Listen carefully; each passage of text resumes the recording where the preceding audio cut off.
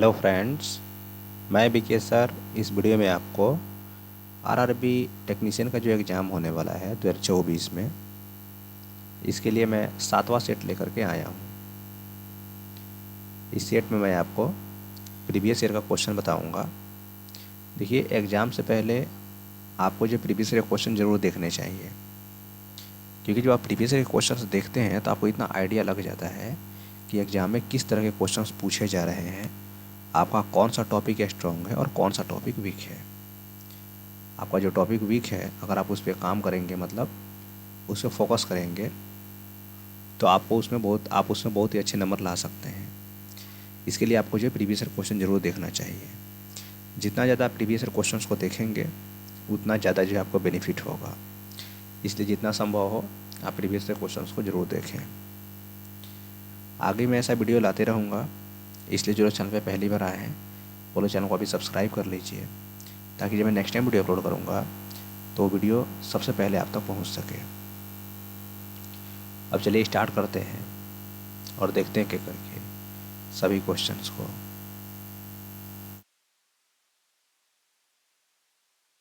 साथ में एक सेकेंड,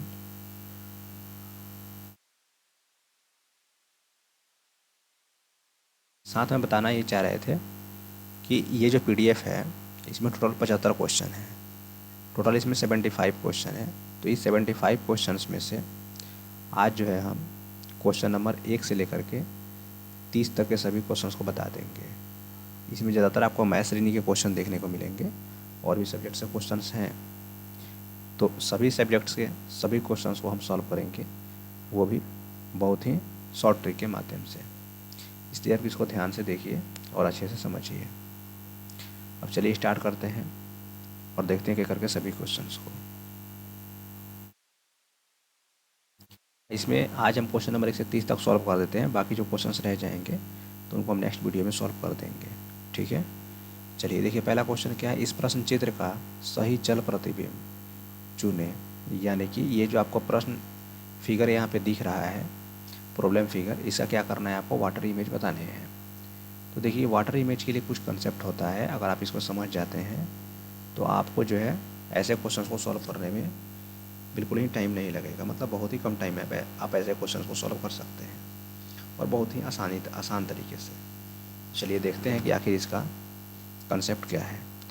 देखिए, वाटर इमेज में क्या होता है कि जो आपका फिगर यहाँ पे दिख रहा था, ये जो दिख रहा था, सेम क्या होगा कि इसका सब चीज़ उलट जाएगा। मतलब जो ऊपर का चीज़ है वो कहाँ आ जाएगा, नीचे आ जाएगा, और जो नीचे का चीज़ है वो कहाँ चला जाएगा, ऊपर चला जाएगा। यही इसका कंसेप्ट है। बस इसी चीज़ को समझ लीजिए, आंसर आ जाएंगे। अब जरा आप ध्यान से देखें तो यहाँ पे जो दो ट्रायंगल आपको दिख रहा है, जिसमें आपको एक यहाँ पे वर्टिकल लाइन खींचा हुआ है और यहाँ पे एक हॉरिजॉन्टल लाइन खींचा हुआ है। जब आप इसका वाटर इमेज बनाएंगे तो ये ऊपर वाला नीचे आ जाएगा, नीचे वाला ऊपर चल जाएगा। यहाँ पे ध्यान से देखें तो इसमें वर्टिकल वाला में यहाँ पे थोड़ा सा वाइट आपको, मतलब थोड़ा सा जगह दिख रहा है, तो जगह वाला ऊपर जो है आपको नीचे आएगा। तो यहाँ पे नीचे दिख रहा है इस ऑप्शन में, इसमें भी दिख रहा है, बट इसमें नीचे नहीं है, ऊपर चला गया है। तो ये दोनों ही ऑप्शन क्या हो जाएंगे, कट जाएंगे। इसलिए कट जाएंगे क्योंकि ये जो आपका ट्रायंगल था जिसमें थोड़ा सा जगह बचा हुआ था, तो ये अभी ऊपर है क्वेश्चन फिगर में। जब आंसर फिगर आएगा तो उसमें तो ये नीचे आ जाएगा। तो नीचे यहाँ पर इन दोनों ऑप्शन में, इसमें नहीं था, इसलिए इसको काट दिया। अब इन दोनों में से कौन सा आंसर होगा बताएंगे। जब आप ध्यान से देखें तो ये डमरू टाइप का आपको दिख रहा है, ये जो डमरू टाइप का दिख रहा है, तो ये क्या होगा, अभी ऐसे है तो ये क्या होगा, ये पलट जाएगा। मतलब अभी जो इस तरह का डायरेक्शन में है, तो ये अब कुछ ऐसा आपको दिखना चाहिए। तो इस तरह का कहाँ है, तो देखिए अब ये तो जो है इस यहाँ पर जिस तरह का डमरू बना था, सेम इसी तरह का डमरू तो यहाँ पे बन रहा है। तो जो हमारा आंसर होगा वो क्वेश्चन का जैसा तो होगा नहीं, इसीलिए ये कट जाएगा। इस तरह का दिया है ऑप्शन नंबर ए में, तो ऑप्शन नंबर ए आंसर हो गया। मतलब आप ऐसे भी समझ सकते हैं कि यहाँ पे देखिए हमारा बी सी डी कट गया। जब बी सी डी कट गया तो बचा क्या, ए, तो यही हमारा आंसर होगा, ठीक है। चलिए नेक्स्ट क्वेश्चन को देखते हैं। देखिए यहाँ पे देख लीजिए आप, जो आंसर दिया गया है इसमें वो ए दिया हुआ है, जो हमने बताया आपको वो ए यहाँ पे दिया हुआ है, यही है ये। चलिए नेक्स्ट क्वेश्चन को देखिए, 2 नंबर ऑप्शन में दिया हुआ था। इस चीज़ को आप ध्यान से देखें। नेक्स्ट क्वेश्चन को क्या कह रहा है, यदि 5 फरवरी 2018 को सोमवार हो तो आपको बताना है कि 8 अप्रैल 2019 को कौन सा दिन होगा। कैलेंडर क्वेश्चन, इसको ध्यान से देखें, समझे इसके कॉन्सेप्ट को। देखिए, अगर यहाँ पे बोल रहा है कि भाई 5 फरवरी, क्या बोल रहा है कि 5 फरवरी 2018 वो कौन सा दिन है, सोमवार है। इस दिन जो है क्या है आपका, सोमवार है। ठीक है, तो हमको सबसे पहले क्या करते हैं कि 5 फरवरी डेट सेम रखते हैं, खाली ईयर चेंज कर लेते हैं, 2019 को कौन सा दिन होगा। तो जब ध्यान से देखें, ये दोनों ही क्या है, जनरल ईयर हैं। जो आपका वर्ष होता है, ईयर होता है, दो तरह का होता है, एक जनरल ईयर, एक लीप ईयर। तो जिस ईयर में 4 से भाग लग जाएगा वो आपका लीप ईयर है, जिसमें नहीं लगेगा जनरल ईयर है। तो ये दोनों ही जनरल ईयर हैं। क्यों? क्योंकि इसमें जो है 4 से भाग नहीं लगेगा। तो जब एक साल का हम आगे बढ़ते हैं, जैसे 2018 से 2019 में जाएंगे, तो यहाँ पे आपका एक दिन बढ़ जाएगा, दिन में भी सिर्फ एक दिन ही बढ़ेगा। अगर यहाँ पे हम 2 साल बढ़ते तो 2 दिन बढ़ता, 3 साल बढ़ते 3 दिन बढ़ता। तो सोमवार में एक दिन बढ़ाइएगा तो यहाँ पे क्या आ जाएगा आपका, मंगलवार आ जाएगा। ठीक है, अब रही बात कि ये तो पूछा है 8 अप्रैल 2019 को, तो ठीक है, हम क्या करेंगे, यहाँ पे एक्स्ट्रा दिन लिखेंगे। देखिए कैसे, फरवरी में टोटल कितना दिन होता है, 28 दिन। 28 में से 5 दिन निकल गया, बचा कितना, 23 दिन। इस 23 में जब 7 से आप भाग करेंगे तो 7 तरीका 21, 3 मरतबा कटा, रिमाइंडर 2 आया, तो एक्स्ट्रा दिन यहाँ पे कितने हो गए, 2। वैसे ही जब मार्च में जाएंगे तो मार्च तो 31 का होता है, 31 में 7 से भाग करेंगे, 7 चौका 28, बचे कितना, 3। मार्च ख़त्म, अप्रैल में आइएगा तो अप्रैल में तो 8 अप्रैल है, था 8 में भाग कीजिएगा 7 से, तो 7 एकम 7, 1 बच जाएगा। अब इसको जोड़ लीजिए, एक्स्ट्रा दिन को कितना हुआ, सब कुछ आप जोड़ेंगे तो 2 3 5 1 6। ठीक है, 2 3 5 1 6 दिन एक्स्ट्रा हुआ। तो आपका जो फाइनल दिन था, मंगलवार था, आप इसमें क्या करेंगे, 6 दिन बढ़ा देंगे, बस। और नीचे खींचना चाहिए था, खींचा गया है। मंगल में जब 6 दिन बढ़ाएंगे, इस मंगल में जब आप प्लस करेंगे 6 दिन, तो क्या आ जाएगा, सोमवार आ जाएगा, है ना। तो सोमवार जो है इसका आंसर हो जाएगा। ठीक है, ऑप्शन नंबर 3। नेक्स्ट क्वेश्चन को देखिए। देखिए, जो नेक्स्ट क्वेश्चन है ये क्या कह रहा है, इसको ज़रा ध्यान से आप समझें। कह रहा है कौन सी आकृति समूह की बाकी आकृतियों से मेल नहीं खाती है। तो यहाँ पे ज़रा ध्यान से देखिए, तो यहाँ पे ये जो आपको एरो दिख रहा है, तो ये जो अभी एरो आपको दिख रहा है, ये किस डायरेक्शन में है, तो ये क्लॉकवाइज में है। ये भी जो है, जो आपको एरो दिख रहा है, ये भी किस में है, क्लॉकवाइज में है। ये जो आपको एरो दिख रहा है, ये भी किस में है, क्लॉकवाइज में है। क्लॉकवाइज में ना, घड़ी के दिशा में है। लेकिन ई जो आपको दिख रहा है ना, ई किस में ही, एंटी क्लॉकवाइज में है। ठीक है, तो ये तीनों तो एक जैसे हो गए, लेकिन ये एक अलग हो गया, तो यही ना अलग है जी। तो यही आंसर हो जाएगा 3। 3 आंसर होगा। क्वेश्चन नंबर 3 का आंसर 3। अब जिस ऑप्शन में दिया होगा वहीं आंसर होगा। तो ये ऑप्शन नंबर 1 में दिया है 3, इसलिए इसका ऑप्शन नंबर 1 सही आंसर हो जाएगा। ठीक है, नेक्स्ट क्वेश्चन को देखिए। नेक्स्ट क्वेश्चन क्या कह रहा है, नेक्स्ट क्वेश्चन कह रहा है एक बिजली का बल्ब 42 रुपये में ख़रीदा गया था, इसका मूल्य 8% प्रति वर्ष की दर से कम होता है, 1 वर्ष बाद इसका मूल्य कितना होगा। तो देखिए, टोटल 4200 रुपया है। टोटल कितना है, 4200 रुपया है, और 8% की दर से क्या हो रहा है, इसका रेट कम हो रहा है। तो जब भी कम कहेगा परसेंटेज में, तो 100 में से घटा लीजिएगा, तो 100 में से 8 जाएगा, कितना बचेगा, 92%। इसको सॉल्व कर लें, जो भी आएगा आपका आंसर आ जाएगा। यानी कि 42 में आपको किससे मल्टीप्लाई करने हैं, 92 से। तो 2 दूना 4, 4 दूना 8, 9 दूना 18, 18 4 22 के 2 हासिल 2, 9 चौका 36 है 2 38। तो 38 से 24 आ रहा है, तो 38 से 24 इसका सही आंसर हो जाएगा। ठीक है, जो ऑप्शन नंबर 3 में दिया है, तो ऑप्शन नंबर 3 इसका सही आंसर हो जाएगा। ठीक है, नेक्स्ट क्वेश्चन को देखिए। देखिए, जो हमारा नेक्स्ट क्वेश्चन यहीं पे आप समझ लें। ये जो क्वेश्चन नंबर दिख रहा है कि ये आपको 2017 का जो है क्या है, करंट अफेयर्स है, जो आपके एग्जाम में नहीं पूछा जाएगा, तब इसमें टाइम वेस्ट ना करें, ऐसे क्वेश्चन को पढ़े ही नहीं, देखते ही इसको स्किप कीजिए, क्योंकि आपके एग्जाम में आएगा नहीं, फिर पढ़ के क्या फ़ायदा है। ये भी क्वेश्चन जो आपका क्वेश्चन नंबर 6 है, इसको भी आप नहीं पढ़े बिल्कुल, क्योंकि ये क्या है, ये 2017-18 का जो है क्या है आपका करंट का क्वेश्चन है, जो आपका एग्जाम में आएगा नहीं, तो फिर इसको फालतू में क्यों पढ़ना। वो चीज़ पढ़िए जो आपके काम के लायक है, जो काम का लायक नहीं है उसको ना पढ़ें। नेक्स्ट क्वेश्चन देखिए 7 नंबर क्या कह रहा है, कौन सा रासायनिक परिवर्तन है। तो रासायनिक परिवर्तन का मतलब क्या होता है कि ऐसा, मतलब एक ऐसा परिवर्तन होता है जिसमें कोई भी चीज़ मतलब एक ही बार प्रोसेस होता है, वो रिवर्स नहीं आ सकता है। जैसे आम का पकना, आम जब एक बार पक जाएगा तो क्या फिर वो पका मतलब कांचा हो सकता है, नहीं। दूध से दही का बनना, दूध से दही बना दीजिए, आप फिर सोचिएगा ये दूध, अब दही से दूध बना दे, बनेगा कभी नहीं बनेगा। तो ये सब क्या है, रासायनिक प्रक्रिया है। तो उसी तरह का जो है क्या है यहाँ पे मक्खन का खट्टा होना, मक्खन अगर एक बार खट्टा हो गया तो पहले जैसा था वो कभी नहीं होगा। इसीलिए मक्खन का खट्टा होना क्या है, एक रासायनिक प्रक्रिया है। नेक्स्ट क्वेश्चन, क्वेश्चन नंबर 8 क्या क्या कह रहा है, नीचे दी गई आकृति में त्रिभुजों की संख्या को गिने। तो गिन लीजिए, पहले बढ़ के गिन लीजिए ना। तो 1 2 3, बड़का का गो है 3 गो। अब एक साइड गिनिए खाली इतना पर, एक बार इतना पर गिन लेते हैं, ठीक है। तो देखिए एक छोटका 1, इससे बड़ा एक ये 2 और एक ये 3, 3 यहाँ हो गए। जब 3 यहाँ हुए तो 3 इधर भी होंगे, बस इससे ज़्यादा कुछ बनेगा नहीं। सबको जोड़ लीजिए, कितना आ गया 9, तो 9 इसका आंसर हो गया, ठीक है। चलिए यहाँ पे देख लीजिए 9 दिया हुआ है ऑप्शन नंबर 4 में, तो ऑप्शन नंबर 4 इसका आंसर होगा। नेक्स्ट क्वेश्चन देखिए, नेक्स्ट क्वेश्चन कह रहा है भारत में जीएसटी के लिए उच्चतम प्रतिशत स्लैब क्या है। तो उसके लिए हाईएस्ट क्या है, 28% है।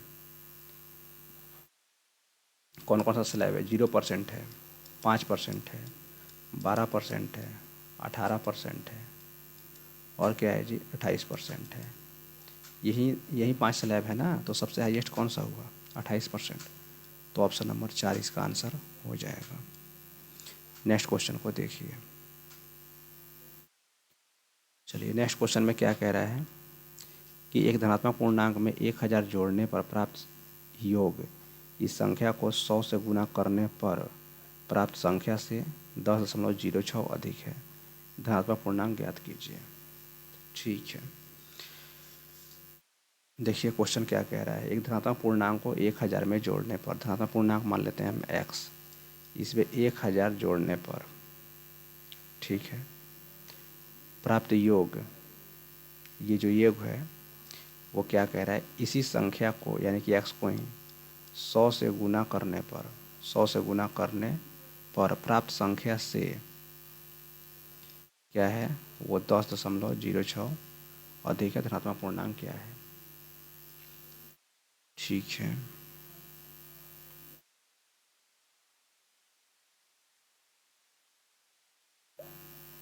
धनात्मक पूर्णांक क्या है। तो यहाँ तो आपको ये 100x इधर प्लस, ये अच्छा ये x इधर प्लस में उधर जाएगा तो क्या हो जाएगा जी, माइनस में हो जाएगा। तो 100x से ही जाएगा, x तो कितना बचेगा 99x। ये 1000 से 10.6 घटाइएगा, अगर सिर्फ आप 10 अथी उतना ही घटाना पड़ेगा खैर से, तो ये कितना आ जाएगा 900 का 89.04 आएगा। घटा कर देख लीजिए, क्योंकि 10 जोड़िएगा तो 89 99 आई इसका 1 कितना हो जाएगा 100। अब इसको जो 99 से कटाएंगे, पहले देख लेते हैं ये, हालांकि सही होना चाहिए, फिर भी इसको एक सेकंड, फिर भी जो इसको घटा के एक बार चेक कर लेते हैं, क्योंकि कटाना है, क्योंकि थोड़ा सा भी गलती होगा तो आंसर इसका आएगा नहीं। तो इसमें से 10.6 क्या करने हैं हमको, घटाने हैं, 10.06, 10 से 6 हो गया 4, ये 9, देखिए, और ये कितना हो जाएगा, ये हो जाएगा 9, और ये 9 से ये गया 8, और ये 9 9 9 9 से 89.94 होगा। ठीक है। अब यहाँ से क्या होगा,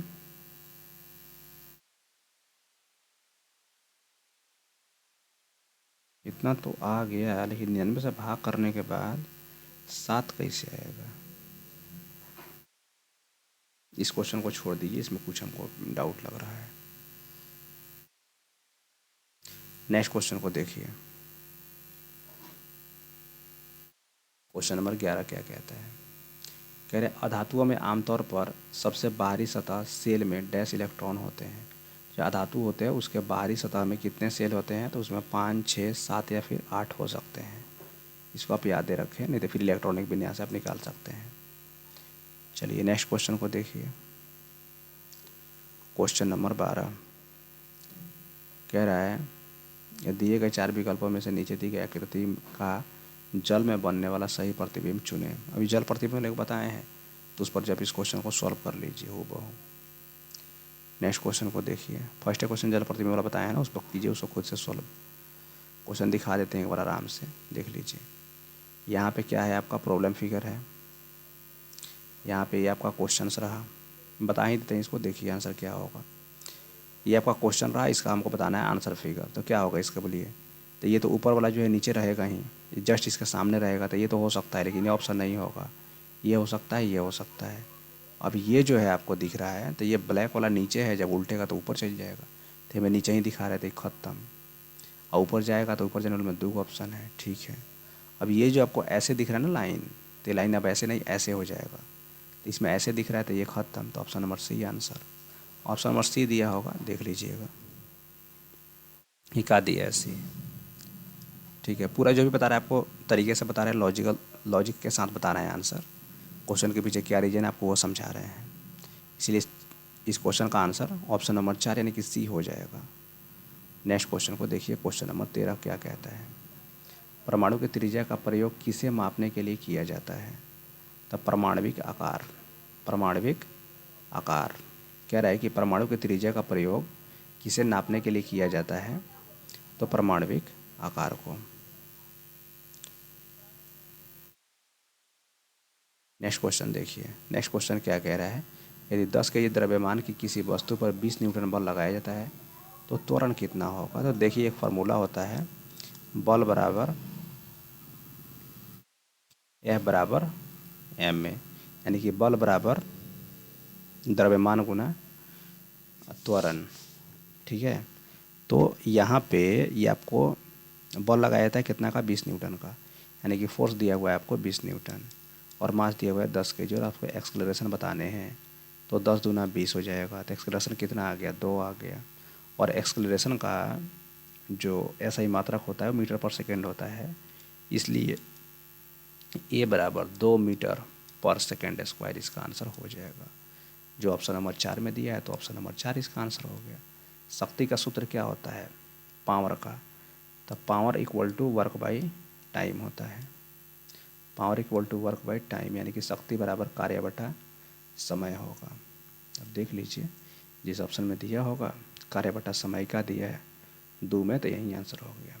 आगे बढ़िए, नेक्स्ट क्वेश्चन को देख लेते हैं। नेक्स्ट क्वेश्चन क्या कह रहा है, कह रहा है एक वस्तु को 10 सेंटीमीटर की फोकल लंबाई वाले एक उत्तल लेंस से 20 सेंटीमीटर की दूरी पर रखा जाता है, इसका प्रतिबिंब कितनी दूरी पर बनेगा। तो देखिए यहाँ पे एक वस्तु को 10 सेंटीमीटर की फोकल लंबाई, यानी कि यहाँ पे एफ आपको जो है, एफ जो है आपको यहाँ पे 10 सेंटीमीटर दिया हुआ है, और वस्तु को जो रख रहे हैं वो 20 सेंटीमीटर दूरी पर। तो वस्तु आपका 20 सेंटीमीटर दूरी है, तो इसमें माइनस लग जाएगा और आपको भी क्या करने हैं, निकालने हैं। तो फार्मूला क्या होता है, लेंस सूत्र होता है 1/f बराबर 1/v माइनस 1/u, यही होता है ना। इस पर रख लीजिए, आंसर आ जाएंगे। चलिए इसको सॉल्व करते हैं। अब देखिए ज़रा ध्यान से, तो 1/f, एफ की जगह पर मतलब 1/10 इक्वल टू 1/v, तो निकालने ही है। ये माइनस है, इसका माइनस आएगा यू का, तो ये प्लस कर देगा 1/20, 1/20 इधर किस में है, प्लस में है, जाएगा तो क्या हो जाएगा, माइनस हो जाएगा। तो जब माइनस हो जाएगा तो हम लिख सकते हैं कि 1/v इक्वल टू 1/10 माइनस 1/20, यानी कि 20 एलसीएम होगा, 10 दूना 20, 20 से कम 20, 1/20, तो 1/v इक्वल टू 1/20, मतलब v इक्वल टू 20 सेंटीमीटर। तो 20 सेंटीमीटर इसका सही आंसर हो जाएगा। जो ऑप्शन नंबर 3 में दिया है तो ऑप्शन नंबर 3 आंसर हुआ। नेक्स्ट क्वेश्चन देखिए, कह रहा है कि नीचे दिए गए शब्दों के जोड़े में से समरूप शब्द युग्म का चयन कीजिए। जैसे संक्रांति जो आंध्र प्रदेश में मनाया जाता है, वैसे ही बताइए यहाँ पे क्या, तो ओणम जो है केरल में मनाया जाता है। और आपका पोंगल भी देखिएगा तो तमिलनाडु में, ठुकल पोंगल केरल में, तो ऐसे ही बहुत सारे त्यौहार हैं। तो यहाँ पे ओणम क्या हो जाएगा, केरल में हो जाएगा। ऑप्शन नंबर 1 इसका सही आंसर हो जाएगा। देखिए मकर जो संक्रांति होता है ना, उसको आंध्र प्रदेश में संक्रांति कहते हैं, जबकि इसी सेम चीज़ को समरूप माने सेम चीज़ होता है, ओणम जो कहा जाता है कहाँ, केरल में, इसीलिए यही आंसर होगा, ये सब नहीं होगा। नेक्स्ट क्वेश्चन देखिए, नेक्स्ट क्वेश्चन क्या कह रहा है कि 14, 35, 56 का एलसीएम कितना है। तो भाई आप इसका एलसीएम निकाल लें। 14, 35, 56 का एलसीएम कितना होगा, कि इतना तो आप आना ही चाहिए, हालांकि बता देते हैं। देखिए 2 से पहले भाग करेंगे तो ये कितना हो जाएगा, 7 हो जाएगा, ये 35 हो जाएगा और ये 28 हो जाएगा। ठीक है, और फिर किससे कटेगा, 7 से। 7 से कटेगा तो 7 एकम 7, 7 5 35, 7 चौका 28, गुना कर लिए 2 से 14, आई 5 चौका 20, तो 14 दूना 28, 280। एलसीएम कितना आ गया, 280, तो 280 इसका आंसर हो जाएगा। ठीक है, नेक्स्ट क्वेश्चन को देखिए। नेक्स्ट क्वेश्चन क्या कह रहा है कि दिल्ली में जामा मस्जिद किस भारतीय बादशाह के शासनकाल में बनवाई गई थी। तो ये जामा मस्जिद है वो शाहजहाँ के शासनकाल में बनाया गया था, इसलिए इसका ऑप्शन नंबर 4 यानी कि शाहजहाँ इसका सही आंसर हो जाएगा। ठीक है, नेक्स्ट क्वेश्चन देखिए। नेक्स्ट क्वेश्चन क्या कह रहा है कि यदि एल्युमिनियम की संयोजकता 3, ठीक है, और ऑक्सीजन की संयोजकता 2 है, तो एल्युमिनियम ऑक्साइड का रासायनिक सूत्र क्या होगा। तो अब एल्युमिनियम की संयोजकता 3 दी हुई है, तो देखिए यहाँ पे Al2 लिखा है, तो ये देखिए इसमें उल्टा होता है। अब ये 2 एल्युमिनियम के साथ लिखे से मतलब ये ना समझे कि इसकी संयोजकता 2 है, नहीं, ये 2 ऑक्सीजन का है और 3 किया है एल्युमिनियम का है।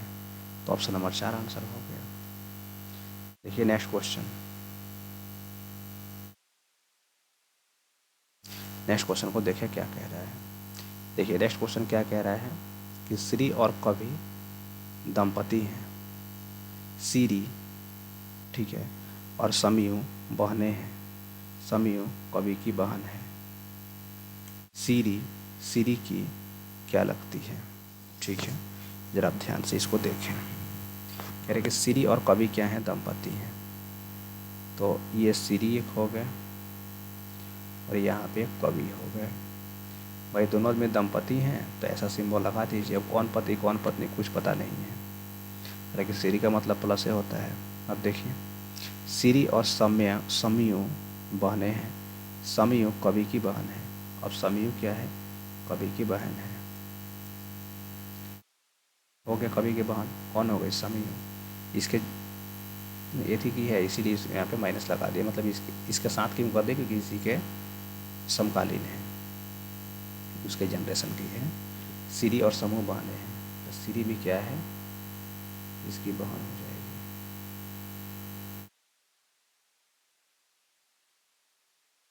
सीरी भी क्या हो जाएगी, इसकी बहन हो जाएगी।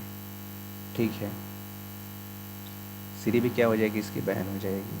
किसकी, समयू की। अब कह रहे हैं समयू कवि की बहन है। जो समयू है वो कवि की लिखिए दिए हैं, तो सीरी, सीरी की क्या लगती है। अब ये जो सीरी है ना, इस सीरी की क्या लगेगी, तो बताइए पति की बहन क्या लगेगी। पति की बहन क्या लगती है जी, तो ननद लगेगी, तो ननद इसका आंसर हो जाएगा। नेक्स्ट क्वेश्चन देखिए। नेक्स्ट क्वेश्चन क्या कह रहा है कि यदि बहुपद 5x² - 7x + 2 के शून्यक अल्फा बीटा हैं तो उनके व्युत्क्रमों का योग बताइए। तो देखिए ये जो आपको इक्वेशन लिखा हुआ है 5x² - 7x + 2, तो यहाँ से हमको क्या करना है, बोल रहे हैं इसके शून्यक अल्फा बीटा हैं, तो आपको उनके व्युत्क्रमों का योग बताना है। तो पहले हम क्या करते हैं, देखिए अब तो फार्मूला याद रखें कि भाई अल्फ़ा प्लस बीटा बराबर माइनस बी बाई ए होता है, और अल्फ़ा इंटू बीटा बराबर क्या होता है, C by A. Minus B by A का मतलब बी का वैल्यू कितना -7 है, तो माइनस ए माइनस कट जाएगा तो सीधे 7 आ जाएगा। ए का वैल्यू 5 है तो 7 बटा ए हो गया। सी के जगह पर क्या रखेंगे, ये 2 रखेंगे, और ए के जगह पे 5 रखेंगे, खाली न्यूमेरिक वैल्यू रखा जाता है। तो ये दोनों का मान निकल गया। अब हमको कहा क्या है कि इनके व्युत्क्रमों का योग मतलब अल्फ़ा बीटा के व्युत्क्रमों का योग, तो 1/अल्फ़ा प्लस 1/बीटा, 1/अल्फ़ा प्लस 1/बीटा बराबर क्या होता है, तो 1/अल्फ़ा प्लस 1/बीटा को अगर हमें सॉल्व करने हैं तो हम यहाँ से क्या करेंगे, सबसे पहले इसका एलसीएम लेंगे, अल्फ़ा इंटू बीटा। इसका एलसीएम लेंगे तो अल्फ़ा इंटू बीटा इसका एलसीएम हो गया, अल्फ़ा से भाग करेंगे तो क्या बचेगा, यहाँ पे बीटा बचेगा, और फिर यहाँ पे क्या आ जाएगा, अल्फ़ा आ जाएगा, यानी कि alpha plus beta by alpha beta हो जाएगा। ठीक है, एक चीज़ आप और ध्यान से देखें तो यहाँ पर जो है अब इसका आपको वैल्यू निकालने हैं, तो आपको सब चीज़ पता है, खाली देख के रख दीजिए। अल्फ़ा प्लस बीटा का वैल्यू क्या है, 7/5, तो आप यहाँ पे 7/5 रख दें। ठीक है, और बटा में क्या रखेंगे, ये 2/5, क्योंकि अल्फ़ा इंटू बीटा है, तो अभी ऊपर जाएगा तो पलट जाएगा ना, तो 5/2 कर दीजिए। ये दोनों कैंसिल हो गए, बच गया कितना, 7/2, तो 7/2 इसका आंसर हो गया। ठीक है, चलिए नेक्स्ट क्वेश्चन को देख लेते हैं। नेक्स्ट क्वेश्चन क्या कह रहा है कि किन अस्थायी ऊतकों में कोशिकाएं मृत होती है, तो एस्क्लेरेनकाइमा में जो है कोशिकाएं क्या होती है, मृत होती है, इसलिए इसका आंसर हो जाएगा ऑप्शन नंबर 3। नेक्स्ट क्वेश्चन देखिए, कह रहा है वृषण डैश में उदर गुहा के बाहर स्थित होता है, तो ये अंडकोश की थैली में होता है। नेक्स्ट क्वेश्चन देखिए, नेक्स्ट क्वेश्चन क्या कह रहा है 25 नंबर, कि वह छोटी से छोटी संख्या ज्ञात कीजिए जिससे 72 गुणा करने पर वह एक वर्ग प्राप्त हो। तो बहुत ही आसान है। अब कौन सी संख्या जिसको 72 में से गुना कर दे तो पूर्ण बहु प्राप्त हो, पहले इसके लिए 72 का फैक्टराइज कर लीजिए। 2 से 36 हो जाएगा, 2 से 18 हो जाएगा, 2 से 9 हो जाएगा, और फिर 3 3 9 हो जाएगा। देखिए ये पेयर में है, ये भी पेयर में है, बट ये पेयर में नहीं है, तो इसमें अगर एक्स्ट्रा हम 2 से गुना कर देते तो ये पेयर में बन गया, मतलब ये पेयर में बनने का मतलब ये स्क्वायर हो गया। तो किससे गुना किया हमने, एक्स्ट्रा 2 से गुना किया, तो जिससे गुना किया वही तो आंसर होगा, कि गुना ही तो पूछा था। भागा पूछा तो ये 2 ही आंसर होगा, 2 को हटा देते, अब गुना पूछा है तो ये 2 ही आंसर होगा, तो 2 इसका आंसर हो गया, ऑप्शन नंबर 4। ठीक है, चलिए नेक्स्ट क्वेश्चन को देखिए। नेक्स्ट क्वेश्चन क्या कह रहा है, इसको ध्यान से देखें।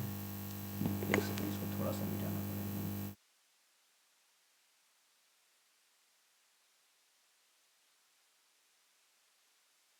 हो गया, चलिए नेक्स्ट क्वेश्चन को देख लेते हैं फटाफट। बोल रहा है एक आदमी पूरब की ओर 15 किलोमीटर यात्रा करता है, तो डायरेक्शन जो होता है आपका, ये साउथ, ये नॉर्थ, ये साउथ, ये ईस्ट, और ये वेस्ट होता है। तो बोल रहा है कि एक आदमी जो है पूरब की ओर 15 किलोमीटर यात्रा करता है, तो यहाँ से व्यक्ति जाएगा 15 किलोमीटर पूरब की ओर। ठीक है, फिर दाएं मुड़ता है और 20 किलोमीटर चलता है, तो यहाँ से दाएं मुड़ेगा तो नीचे जाएगा, आप 20 किलोमीटर होगा। ये डायरेक्शन आपको याद होने चाहिए।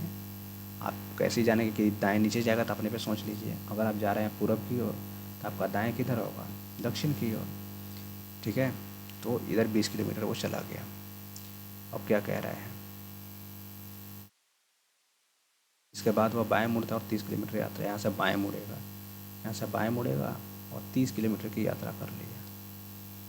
ठीक है, अंत में वह दाहिने मुड़ता है और 40 किलोमीटर जाता है। अब यहाँ पे जगह तो है नहीं।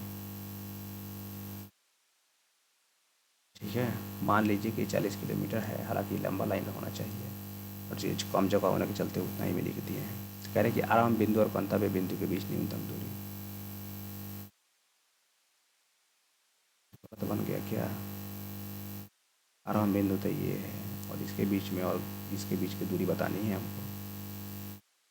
नहीं भी अगर बनाया तो फिर इसको निकालने में टाइम लगेगा। फिलहाल इस क्वेश्चन को रहने दीजिए, नेक्स्ट टाइम इसको देख लेते हैं, अभी टाइम लगेगा।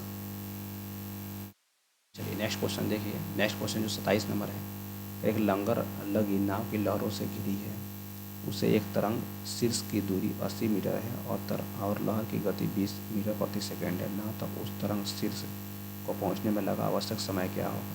इसको बनाना पड़ेगा। इसका आंसर जो 4 आ जाएगा, तो इसको आप खुद से देख लीजिएगा। नेक्स्ट क्वेश्चन को देखिए,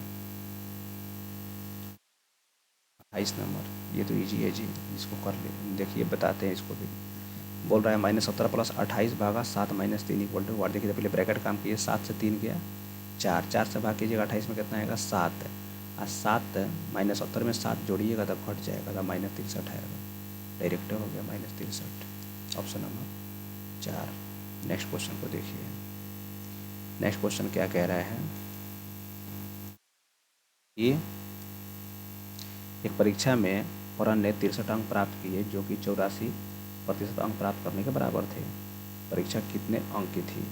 इसके बनाने का बहुत ही तरीके हैं। देखिए अगर 84% का वैल्यू आपको दे दिया है कितना 63, तो आपसे 100% का वैल्यू पूछा जा रहा है। इसमें क्या करना है बोलिए?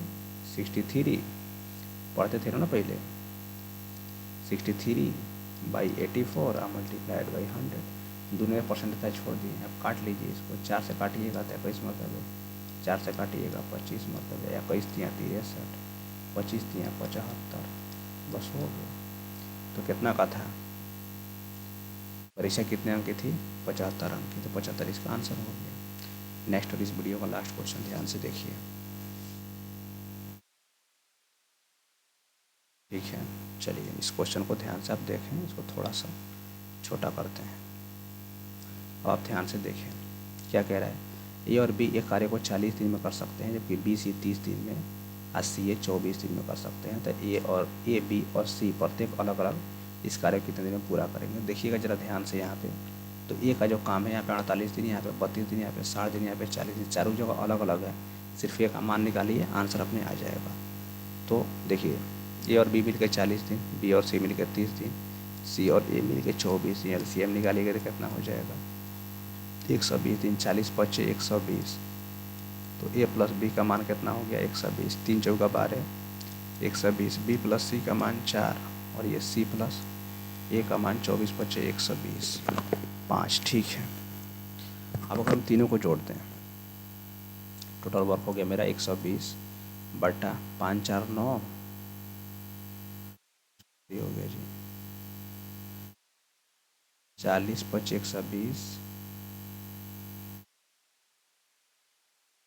4 × 3 = 12, 120 होता है ना, 40 × 3 = 120 होता है, सॉरी 40 × 3 = 120, तो 3 हो जाएगा। तो 3 और 4 7 और 5 12, ये ए प्लस बी प्लस सी, और सब दो बार है तो × 2 कर देंगे। 2 यहाँ पे कॉमन हो जाएगा। जब 2 यहाँ पे कॉमन होगा तो 2 यहाँ पे आ जाएगा, तो कितना हो जाएगा?